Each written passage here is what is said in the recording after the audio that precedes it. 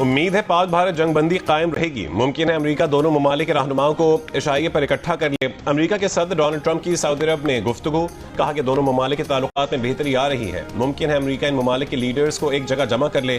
कहा कि कुछ ही रोज पहले उनकी इंतजामिया तशद्दुद के बढ़ते वाकयात रुकवाने के लिए तारीखी जंगबंदी में कामयाब हुई है।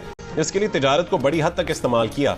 सदर ट्रंप ने बताया कि उन्होंने दोनों ममालिकों की क़यादत से कहा है कि आएं, डील करें, कुछ तिजारत की जाए, न्यूक्लियर मिसाइल न चलाएं, इन चीजों की तिजारत करें जो आप बहुत उम्दा बनाते हैं। दोनों ममालिक के पास बहुत ताकतवर, मजबूत और ज़हीन लीडर हैं। जंग रुक गई, उम्मीद है कि आगे भी ऐसा ही रहेगा। अगर ये जंग ना रुकती तो इसमें लाखों लोग मर सकते थे। चीन के नायब वजीर खारजा की चीन में पाकिस्तानी सफीर खलील हाशमी से मुलाकात। चीन के नायब वजीर खारजा ने कहा कि चीन पाकिस्तान और भारत के दरमियान जामे और देरपा जंगबंदी के हुसूल का खैर मकदम और हिमायत करता है। चीन इस सिलसिले में तामीरी किरदार अदा करने के लिए तैयार है।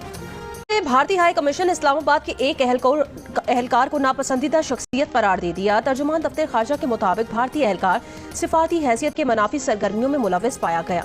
मुतालिका भारतीय एहलकार को 24 घंटों में पाकिस्तान छोड़ने की हिदायत कर दी गई।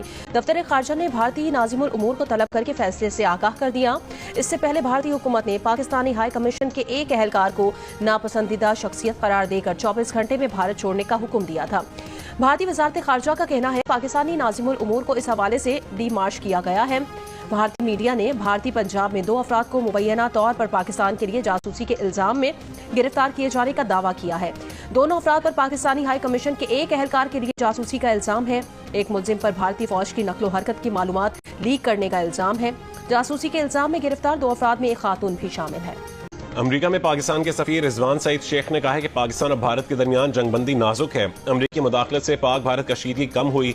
तुर्क नशरियाती इदारे को इंटरव्यू में कहा है कि जनूबी एशिया में न्यू नॉर्मल की बातें गैर हकीकत पसंदाना है।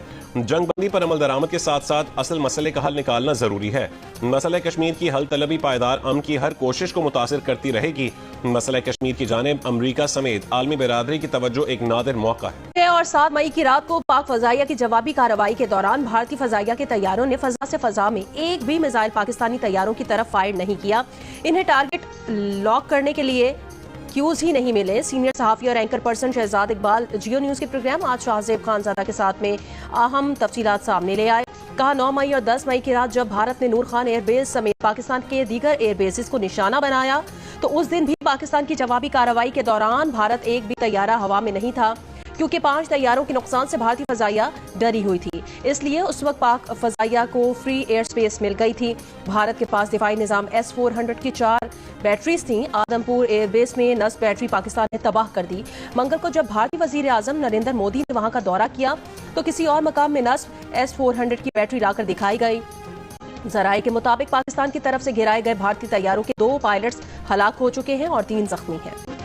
पाकिस्तान इश्तिआल अंगेजी में ना फंसे। तुर्की अच्छे और बुरे हर वक्त में पाकिस्तानी कौम के साथ खड़ा है। सदर रजब तैयब एर्दोगान का पाकिस्तान की हिमायत का वाज़ेह ऐलान। काबीना इजलास खिताब में कहा है कि ख्वाहिश है कि जंगबंदी से कायम होने वाला पुरसकून माहौल तमाम मसाइल बिलखुसूस पानी के मसले के हल को आसान बनाए।